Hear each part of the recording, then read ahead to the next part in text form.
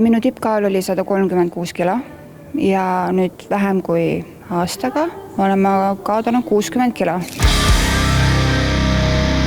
Elu 130 kilosena on justkui nagu peituse mäng ja peitust mängid sa ju iseendaga. Peeglis sa ennast näha ei taha ja ammugi, et keegi sind pildistaks. Suhelda väga kellegiga ei taha ja parem oleks üldse üksi kodus istuda. Kõike kartsin. Kõiksugused suured üritused, sünnipäevad, kokkutulekud, asjad. Mul oli alati see hirm, et äkki keegi kuskil pildistab, postitab ja siis ma olen seal nagu suur murumuna kõikide keskel.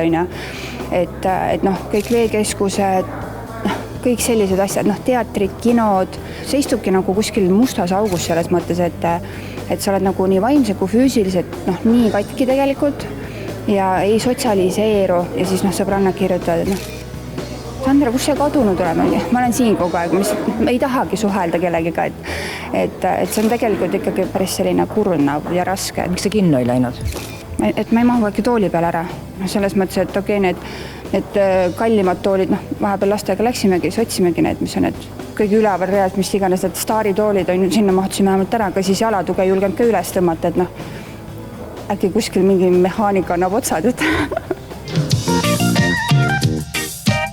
Veekeskuses ma käisin viimati teismeas, ikka väga mitmeid aastaid tagasi, et lapsed on kogu aeg rääkinud, et me palun lähme, aga ei ole lihtsalt sellist soovi tahtmist nagu kuskile minna. Ja nüüd äkki oligi vist 2 nädalat tagasi, sain lastele seda rõõmu valmistada, käisime Veekeskuses, täitsa tore oli kõigile. Jäin ellu, väga meeldis, juba on uus plaan minna uuesti. Sandra Lääs on 33-aastane noor naine ja 3 lapse ema. Ülekaaluga oli kimpus juba kooli ajal, aga see viimane suurem kaalutõus tuli peale 3. lapse sündi ehk 2,5 aastat tagasi. Et võib-olla noore seas ma väga ei adunud seda asja nagu nii tõsiselt. Viimase sellise 2 aasta jooksul sain ma nagu aru, et asi on ikkagi nagu väga tõsine, et see ei saa niimoodi jätkuda. Sandra on oma elus pidanud kõik võimalikke dieete, aga mitte miski pole viinud sihini. Kuni lõpuks tegi naine otsuse minna kaalukirurgia keskusesse maovähendusoperatsioonile. Ega operatsioon selles mõttes ongi pigem viimane see valikuvariant. Kui sa oled ikkagi juba nagu kõik teekonna läbi teinud, läbi proovinud ja see tulemus ei tulla sul mõneks hetkeks, ta tuleb tagasi. Sandra tunnistab, et ülekaalulisena tema perearstilt kahjuks tuge ei saanud. Suhtumine oli ühene, paks tüdruk, söö vähem ja liigu rohkem. Ja mina jaluta kuskil metsas ja söö rohelist ja liigu palju. Aga kui sul on selgomadega täiesti õhtal, see liikumine ei tule kõne alla ja see rohelise söömisest ei aita ka lihtsalt ainuüksi. Kuidas sul operatsioon läks? Hästi, väga hästi selles mõttes, ma kartsin muidugi hullemat. Kartsin, ma järkagi enam üles ja kui järkan, siis ma olen valudes ja invaliid ja vajan rollaatorit ja see osutus kõik lihtsalt täpselt selliseks, et ma narkoosist ärkasin. Ma ei jõudnud silmigi lahti teha, kui juba sain valuvaigistit otseveeni ja tektomati peale tehti paia, et tuidu rahulikult edasi. Luksus.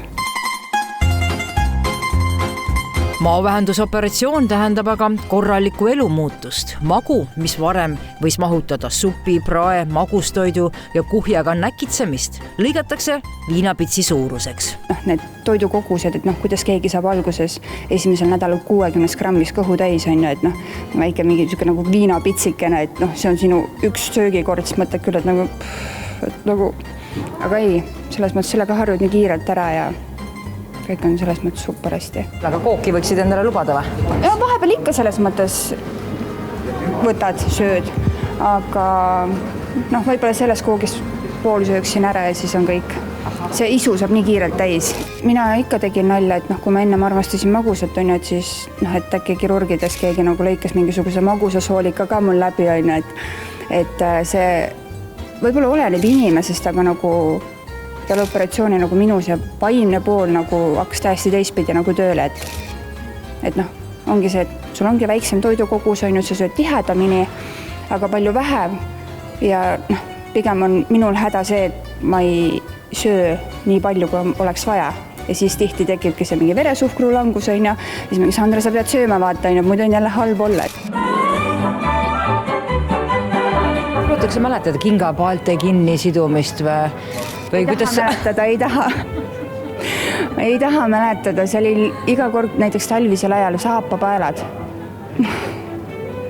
Igimull oli lõpuks otsa ees, et siis ma pigem vaatasin neid saapaid, mis lihtsalt tõmbad jalga, et võimalikult lihtsalt, et see oli päris õudne. Kui poodi lähed tunkes ja vaatama suusapükse, ei mahu jalga? Ei, mul ei olegi suusapükse kunagi olnud. Selles mõttes, nüüd see aasta ma plaanin osta, aga ennem ei ole olnud. Sa ära oled silmi saanud, nii? Jaa, ei absoluutselt selles mõttes, et eluvaim, elutahe, kõik on olemas selles mõttes, et kui ma ennem istusin kodus, siis mul on just see, et lähme kuskile, teeme midagi, et see on täiesti teine elu selles mõttes, et hommikulik ärkad juba selle mõttega, et jess, täna on jälle uus äge päev.